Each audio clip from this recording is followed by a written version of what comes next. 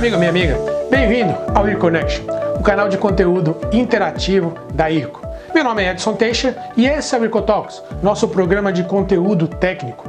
Vamos continuar a nossa série de vídeos sobre o CPC 06, norma contábil brasileira equivalente ao IFRS 16 e que trata de operações de arrendamento.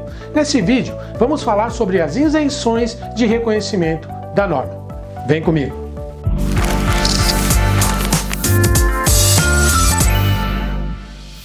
Temos falado ao longo dos vídeos dessa série que todos os contratos que contêm arrendamento devem ter o ativo de direito de uso registrado e, em contrapartida, um passivo de arrendamento. Isso é uma verdade, mas toda regra sempre tem sua exceção.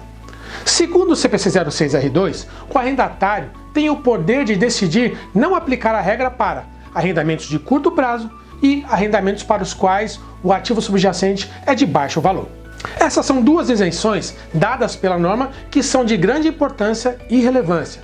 Se o arrendatário decidir aplicar essas isenções, ele não precisará registrar o ativo de direito de uso em contrapartida de um passivo de arrendamento, mas sim poderá reconhecer os pagamentos de arrendamento associados a esses arrendamentos como despesa em base linear ao longo do prazo do arrendamento ou em outra base sistemática.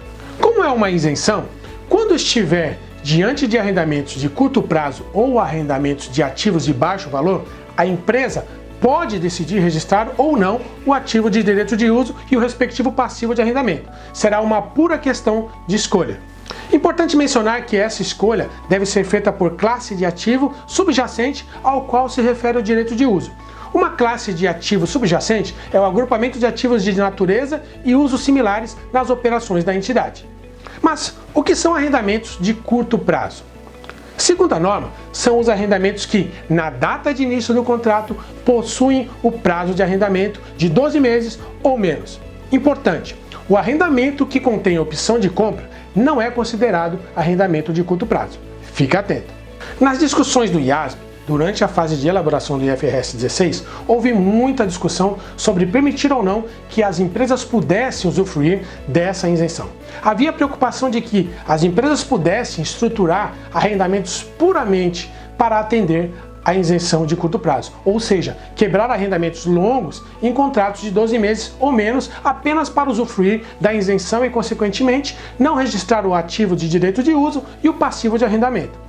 No final das discussões, a isenção foi mantida e o IASB concluiu que este risco é mitigado pelas consequências econômicas de um arrendamento de curto prazo para o arrendador.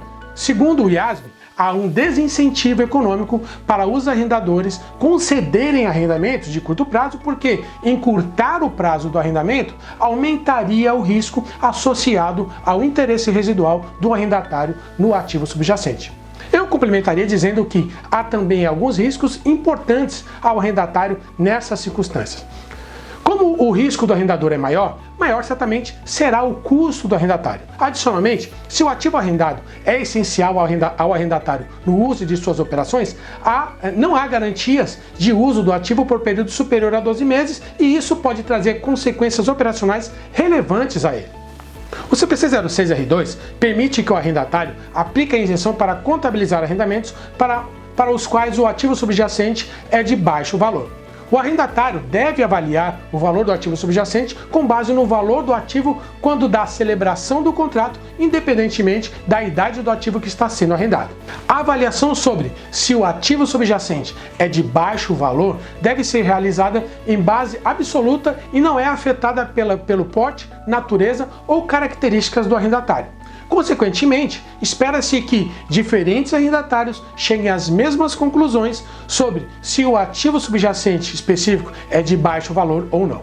O ativo subjacente pode ser de baixo valor somente se o arrendatário puder beneficiar-se do uso do ativo subjacente por si só ou juntamente com outros recursos que estiverem imediatamente disponíveis ao arrendatário e o ativo subjacente não for altamente dependente de outros ativos ou não estiver altamente interrelacionado a outros ativos. O arrendamento do ativo subjacente não se qualifica como arrendamento de baixo valor se a natureza do ativo é tal que, quando novo, o ativo não é normalmente de baixo valor. Por exemplo, Arrendamentos de veículos não se qualificam como arrendamentos de ativos de baixo valor, porque o veículo novo normalmente não seria de baixo valor. Exemplos de ativos subjacentes de baixo valor podem incluir computadores pessoais, tablets, pequenos itens de imobiliário de escritório, telefones, etc.